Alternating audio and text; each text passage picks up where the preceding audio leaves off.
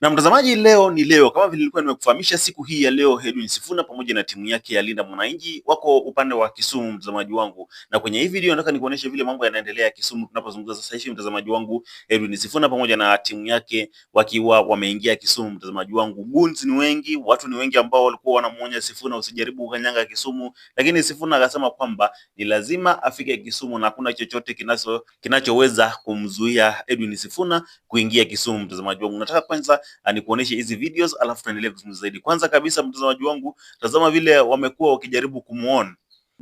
Kisumu ni kwetu. Kujeni tu. Kujeni, Kisumu ni kwetu. Orengo atoki Kisumu. Kwao ni Siaya. Kujeni Kisumu. Sifuna atoki Kisumu. Kwao ni huko. Ni wapi? Kandui, ni Kandui. Mbali sana. Leta babu. Kwao si Kisumu. Why? Kwani Ruto anatoka Kisumu? Sogoi, tafadhali. Kujeni tu. Hatutaki mambo mingi, lakini kujeni. Si nyinyi mwana makwenyu. Ni maneno mnataka tu. Kujeni. Hatuna sira sisi. Orengo anatoka Siaya. Kwa nini nakupeleka mkutano Siaya?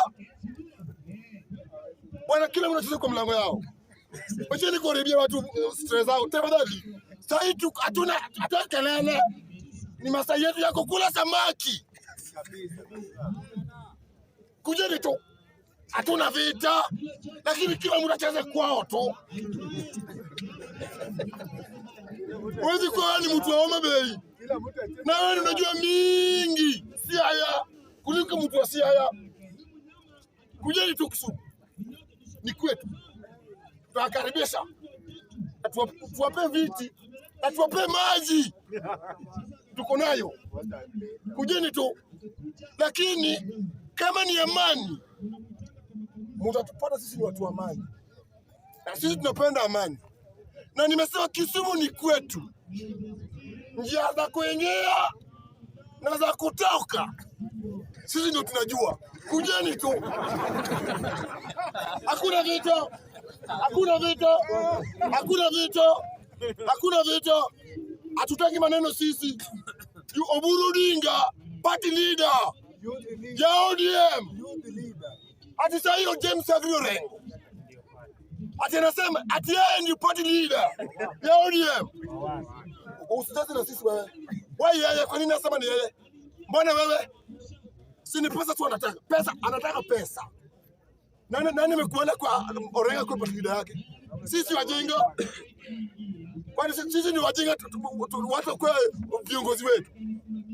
Nani amemtuma? So mtazamaji wangu, licha ya hiyo mambo yote, licha ya watu wengi kujitokeza kuweza kumuona Sifuna, kumwambia asijaribu kukanyanga Kisumu, mtazamaji wangu, Edwin Sifuna, mtazamaji wangu, ameamua kuingia Kisumu, mtazamaji wangu, siku hii ya leo pamoja na timu yake, kina James Orengo, kina Babu Owino na hiyo timu yote ya Linda Mwananchi wako Kisumu siku hii ya leo. Jana uliona vile walipokelewa Busia, mtazamaji wangu, na maelfu ya watu, na Sifuna jana pia akapitia kwa kaburi ya baba Raila Amolo Odinga, akaweza kutoa heshima zake kwa tajiri wake na boss wake na political menda wake, na akasema kwamba mtazamaji wangu, ni lazima haingie Kisumu liwe liwalo. Mtazamaji wangu, kwanza enzi ya Mwenyezi Mungu, nasimama hapa Luanda leo nikiwa bado katibu mkuu wa chama cha ODM, seneta wa kaunti ya Nairobi na naibu kiranja wa walio wachache kwenye bunge la Senate. Walisema ni moto ya gazeti, wakasema ni moto ya masakari, wakasema hatuwezi ingia Vihiga hati kama sisi ni wanaume. Kesho twende Kisumu. Nataka niwaambie hapa ni wapi, hapa ni wapi, na kesho tuko wapi, kesho tuko wapi. Wakae tayari, si ndio? Wakae tayari, si ndio?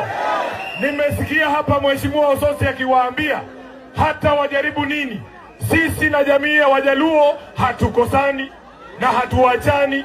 Mimi nimekuwa katibu mkuu wa chama, huu ni mwaka wangu wa 9 Mheshimiwa James Orengo, kila mahali nimeenda na baba Raila Amolo Odinga, iwe ni Migori. So mtazamaji, goons ni wengi sana ambao mtazamaji wangu wako tayari kabisa kuweza kuharibu hiyo mkutano, lakini haitakuwa rahisi sana kwa goons kuweza kuharibu hii mkutano ya kina Sifuna, kwa sababu jambo la kwanza, hiyo mkutano iko na watu wengi sana ambao mtazamaji wangu ukisema kuweza kuharibu, unaweza ukajikuta wewe uko kwa shida, wewe ambao ulikuwa unataka kuiharibu, kwa sababu mkutano ambao iko na watu mtazamaji wangu zaidi ya 10,000, alafu unakuja hapo na grupu ya watu 100 eti mnataka kuharibu hiyo mkutano. Mwisho wa siku unaweza ukajikuta wewe ndio uko hatarini, kwa sababu unaweza ukajikuta hao watu 10,000 wote wamewageukia hao goons, na hao goons wakaweza kupitia mambo mengi sana. So advice kwangu pia kwa hao goons, huwa nawaambia kila siku, usikubali 200 300 iweze kuharibu maisha yako, kwa sababu ukikutana na watu zaidi ya 1,000 alafu mko watu 100, bila shaka kuna uwezekano kwamba mnaweza mkaumizwa, mnaweza mkafanywa kitu kibaya. So afadhali tu kama ni pesa umepewa ili uweze kuja kufuruga mkutano, kula hiyo pesa, kwa sababu pia ni pesa yako ya ushuru, na ukimaliza kula hiyo pesa unga kuja kutuka hiyo mkutano, na usijaribu kuleta furugu. Wewe sikiza tu kila kitu mpaka jioni, alafu uende nyumbani. Lakini kuanza kuleta fujo mahali ambapo watu wengi ni walinda mwananchi, haitakuwa rahisi, kwa sababu nimekuwa nikikwambia hapa kila siku kwamba ground Kisumu sana sana watu wengi ni watu wa mtazamaji wangu wa Kisumu, watu wengi ni watu wa one term. So ukijaribu kuleta mambo ya two term huko na unaona watu wa one term wamekuja, basi inaweza ikakula kwako na inaweza kuwa sio vizuri sana kwa upande wako.